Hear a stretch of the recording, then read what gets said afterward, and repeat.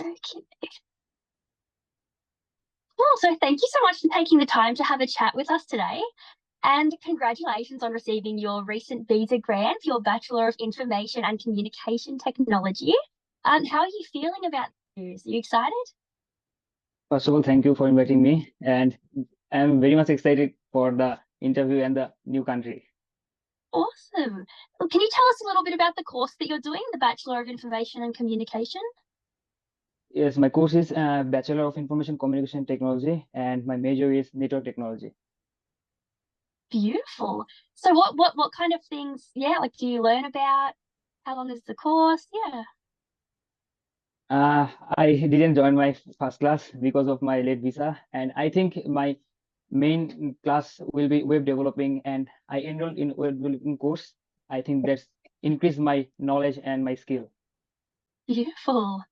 And could you tell us a little bit about your journey with the Top Catalyst team and how TNV's service has been for you? This is a very beautiful journey, and suddenly I meet Tanvir Bhai in a Facebook group. From there, I contact with him and I call her and how to do. He helped me in every step, which university is good for me and how to do all of this work. And I think after my almighty, Tanvir Bhai is one for whom I get the visa and I get a beautiful campus and university. Awesome. And are you happy with your overall experience with the Top Catalyst team? Yes, I'm very much happy, and my some of my friends ask me how I do the process, and I tell them about this agency, and I give them Tanvi Bhai's number, and I'm very much satisfied about Tanvi Bhai and this agency. Beautiful. And did TNV charge you any fees at all? Any service fees? No, no, sorry. Perfect. Awesome. Love that. And last question, how would you rate us on a scale from 1 to 10? Not 1 not being very good and 10 being the best. I think it's over the 10 because it's the best, I think. Beautiful. Well, yeah, thank you so much for taking the time to have a chat with us. And we wish you all the very best in your future with your studies and your journey here in Australia. Thank you very much. Thank Thank you. you, Amber, for your time. And thank you, Rifat, for joining us. And it's good to see you. I've never seen you actually. This is the first time I'm seeing you. I've been talking to you over the phone, like WhatsApp and all, for last 6 months, I guess, almost 6 months, if I'm not wrong. I Yes, spoke to his father, and it's most of the cases are like that, but I never see them, and I see them on this interview. And then sometimes when they come to Sydney, I meet them. But Melbourne, he's in Melbourne, so I might have to go there and see him.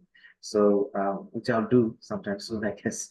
So, and I'm happy because in Bangladesh, there is a bit of issue there recently, last 2 weeks. And I was a bit worried about his visa also because of the crisis that we have in back home. And finally, it has been solved yesterday. I mean, as you, I don't know whether everybody know because the global politics is always a big issue for immigration. They make policies and all. Recently, our prime minister yesterday, she fled the country actually after 16 years. So, so there was a bit of a crisis last 2 weeks. There's millions of people came out to the street and they were demanding her resignation. And that's hard. Like, it affects our students. It affects our, the foreign policies. And it Yeah. was really, and we really, but it's good that she's not there anymore. And she was hanging on power for last 16 years and through bogus elections and all. But anyway, it's a geopolitics. I don't want to comment on that. But because the sufferer are the common people and the younger generation, and they're the one actually who took on the street, like someone like him, Rifat, and I believe there are a lot of students back home. They're like Rifat's age and their batch. Is that correct, Rifat? Yes. Yes, I said they're the one actually took onto the street, and they're demanding a lot of reforms, a lot of other issues, and they did that in the past, but it didn't because we have a very weak opposition, the structures. So she was taking Mm. advantage of that, and of course there was other, the surroundings countries that they try to, like influence our politics, internal politics. So the victim is someone like Rifa and probably our younger kids. So I'm happy that I was a bit worried that the immigration would, at this point of time was very boiling. Like 3 days ago, one day we had 100 death tolls. Like someone like 100 they died because they were protesting, and she ordered to shoot whoever comes along the way.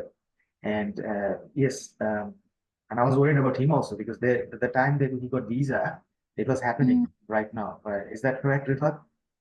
Yes, sir. And if you look at from a immigration perspective, they're very, like they could easily change the policies and say, no, I'm not going to give you the visa. What do you do?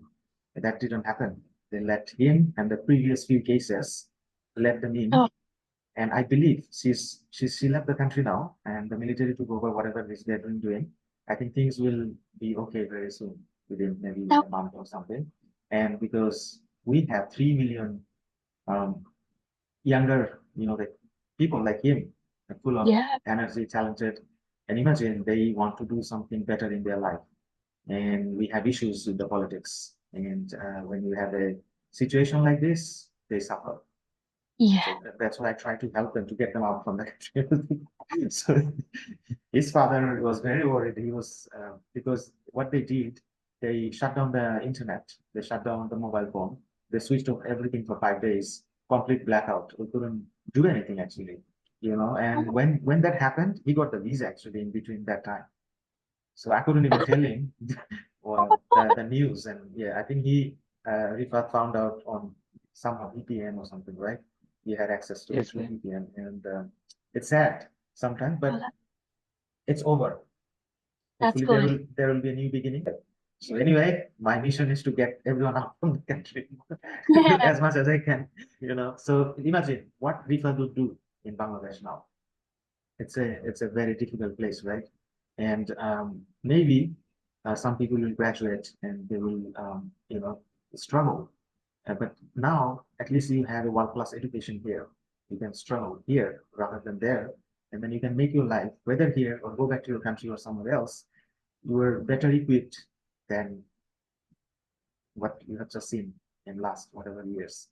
But still, we are hopeful that our country will move forward with the younger generation, new leadership. But anyway, thank you, Amber, and thank you, Rifat. I will definitely, I didn't want to talk about this, but this is what happened. And yeah, so I believe he's also relieved. I hope that your parents are okay back home, because there was a complete blackout. We couldn't contact anyone actually. And it's good to be normal and back to normal. And we thought just focus on your studies, continue, and I'll meet you sometime soon. And the people who died, they're at his age, and at their cost, the blood, we got this new freedom. If they didn't start, she would be there for another 5 years. And we couldn't do much actually, but she's gone, no more. Anyway, I don't want to blame anyone. It's just sad that there's so many young souls are gone. They should be alive today, talking to us. And yeah, they're gone. But it all started with one person, and then they were whole nation. Yeah, whole nation rose up. Like he went in front of the bullet, said, "Okay, kill. You want to kill me? Kill." And then he didn't even know that he got shot. Wow. Yeah, and then he was standing. It's all live, we have all the live thing. And then that one incident, it was like a fire, like then the following day, 10, 20, 50, 100, 200, 300. The last day, one, even in war, that many people, they're all young kids, man. They're 18, 19, 20. She should be tried at, yes, she should be tried at ICC, I guess. Not good. Rifat coming from the capital, he knows exactly what happened. I mean, he was there, right there, in the middle of the chaos. And my parent is there also, and I told them not to get out and just. But now everything's fine. But the new ones are coming, and I told them to just sort everything out. I hope the Australian government does not impose some sort of restrictions. I think they will for some time, but we have a very good bilateral relationship with the foreign home affairs, and they understand our feeling. We don't have problem with the government, the government. It's just a certain handful of people there sitting there making policies, and that's not good for us. And I believe Home Affairs is still considered and very lenient to us, to our people. If it was some other countries, they would shut down the visa services straight away. Oh yeah, Anyway, definitely. thank you, Amber, for your time. And Rifat, take it easy. A new journey begins, and I'll meet you sometime soon. And I wish you all the best. And speak to your father and mother both whenever you can. Okay? And you take care. And thank you, Amber, for your time and listening to us. Thank you again. Nice talking to you. Bye.